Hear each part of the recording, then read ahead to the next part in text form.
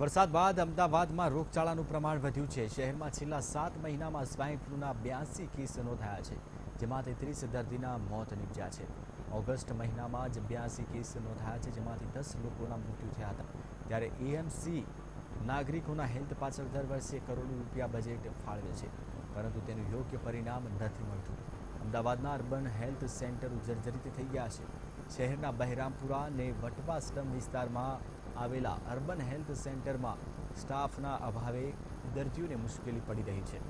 કેટલાક હેલ્થ સેન્ટરમાં સ્ટાફના અભાવે ડોક્ટરો જ કેસ કાઢી આપવો પડે છે। તો આ ઉપરાંત બેડની ઓછી સંખ્યા અને સફાઈના અભાવના કારણે દર્દીઓને પરાણે ખાનગી દવાખાને જવું પડે છે।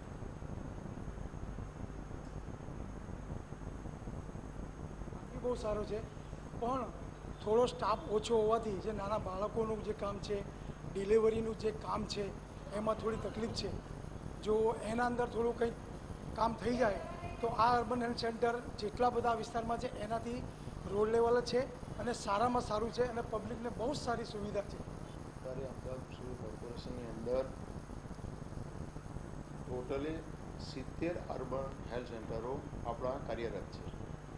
બીજા 10 અર્બન હેલ્થ સેન્ટરો નવા આપણે બનાવવા જઈ રહ્યા છીએ।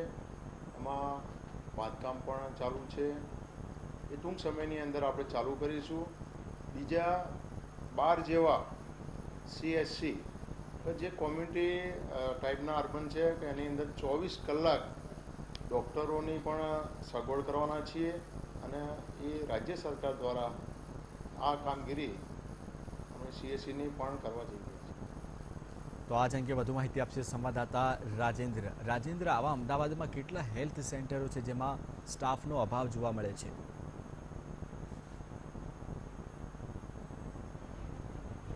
જેમાં વીટીવીની ટીમે 20થી વધુ અર્બન હેલ્થ સેન્ટરોની મુલાકાત લીધી હતી, જેમાં સ્ટાફનો અભાવ, ક્યાંક ડૉક્ટર નથી, ક્યાંક ફાર્માસિસ્ટ નથી, ક્યાંક લેબ ટેકનિશિયન નથી અને ક્યાંક નર્સો નથી। એમ 20 જેટલા જે અર્બન હેલ્થ સેન્ટરો છે એમાં સ્ટાફના અભાવ દર્દીઓને જ વધારે મુશ્કેલી પડી રહી છે। આપને બતાવી દઉં કે અમદાવાદના પૂર્વ અને પશ્ચિમ, ખાસ કરીને વાડજ છે, શાહપુર છે, લાંબા છે, પેલું ગોમતીપુર છે, આ બધા જે અર્બન હેલ્થ સેન્ટરો છે જેની અંદર દર્દીઓ સારવાર માટે આવે છે, પરંતુ ત્યાં સ્ટાફ હોવાના કારણે એમને ખાનગી હોસ્પિટલોનો સહારો લેવો પડે છે।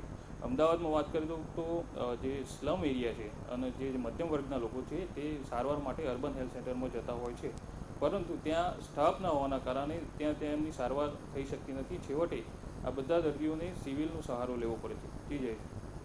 જી બિલકુલ રાજેન્દ્ર, માહિતી આપવા બદલ આપનો ખૂબ ખૂબ આભાર।